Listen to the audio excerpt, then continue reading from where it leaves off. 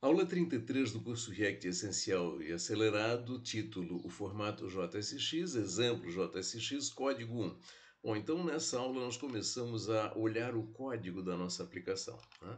E partimos da modelagem estrutural da nossa aplicação.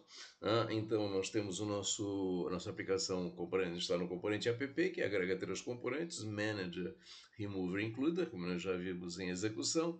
E nesta aula nós queremos olhar o código do componente app. Vamos percorrer o código do componente app. Então passemos imediatamente para o VS Code. Opa, não quero a aplicação e execução. Passemos imediatamente para o VS Code. Aqui está. E aqui está o código do nosso app. Bom, parte inicial, as cláusulas de importação de React, do hook useState, apenas do useState, observem, de um arquivo CSS e dos três componentes que o componente app agrega: Manager, Includer e Remover. Ok. Passamos então para o corpo da função principal. Primeira coisa que nós temos aqui é a declaração de três variáveis de estado por meio do hook useState, né? Que nós sabemos que define a função e define a variável e mais a função que altera essa variável. Muito bem, a primeira variável de estado é app_state, que define o quê? O estado da aplicação, cujo valor inicial é managing. Significa o quê? Olha, o estado inicial da minha aplicação é managing, consequentemente, quando a minha aplicação é posta em execução, nós vemos inicialmente o componente manager. Muito bem, então, quando esse estado mudar, os outros componentes, includer ou remover, serão exibidos. A segunda variável de estado, ActiveUser. ActiveUser, que inicia com o valor inicial noUser, significa o quê? É o usuário ativo. Estado inicial sem usuário ativo. Finalmente, a terceira variável de estado users é o quê? A coleção de usuários gerenciados pela aplicação, cujo valor inicial, observem, é um array vazio, ou seja, quando a nossa aplicação é posta em execução, nós não temos nenhum usuário. Então, vejam, situação inicial, nenhum usuário. Situação inicial, nossa aplicação no estado managing, mostra o manager. E usuário ativo, nenhum usuário ativo. Muito bem, nós seguimos aqui para um conjunto de funções auxiliares. A função enable user, ela é muito simples, ela usa aquela função definida pelo useState, o setActiveUser, para definir o usuário ativo. Então, o argumento, a username, é tornado usuário ativo. Muito bem, a segunda função auxiliar, remove, que serve naturalmente para remover um usuário lá da coleção de usuários da aplicação, ela faz o quê? Bom, primeiro, ela tem um if. Se eu tiver um argumento, quer dizer, se não vier aqui um array vazio, eu vou fazer o quê? Eu vou criar um novo array, então ele declara aqui uma constante, um novo array. Esse array é o que? É o resultado da aplicação da função filters sobre o array de usuários. Então ele diz o seguinte: olha, pega o array de usuários e cria um novo array, exceto a inclusão daquele nome que veio como parâmetro, username. Muito bem, aí ele faz o quê? Os set users, olha, a minha coleção de usuários passa a ser este novo array. Ou seja, o array antigo menos aquele nome que veio como argumento. E, além disso, ele tem aqui um if, ele faz o quê? Olha, se aquele usuário que veio para ser removido for o usuário ativo, ele invoca o setActiveUser para dizer, olha, o usuário ativo agora passa a ser noUser, nem o usuário ativo. E, finalmente, ele invoca uma função auxiliar que nós não vimos ainda, setManager, mas eu já adianto que leva a nossa aplicação para o estado manager, ou seja, essa função remove, ela é invocada quando o componente remover está renderizado, aquela tela de remoção de usuário. Quando eu aperto lá, quando eu faço a remoção do usuário, ele volta para o estado de gerenciamento. Então, essa última ação, setManager. Muito bem, sigamos para a próxima função auxiliar, função insert, de inserção de usuário. Então vejam, a função insert, eu tenho lá um username, que eu vou lá, digito um nome de usuário, e ele faz o quê? Primeira coisa é um if.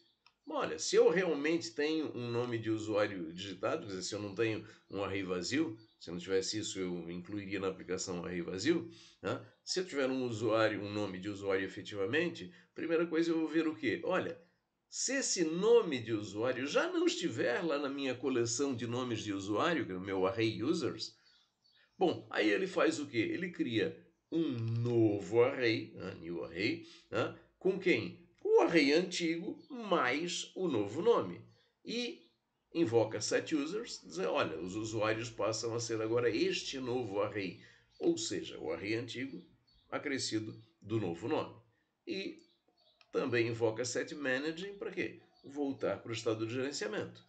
Então, ao final da inserção, volta para o estado de gerenciamento. Então, estou lá na tela de inserção de usuários, quando eu clico OK e executo essa função, volto para o estado, a minha aplicação volta para o estado de gerenciamento, onde ela renderiza o componente manager.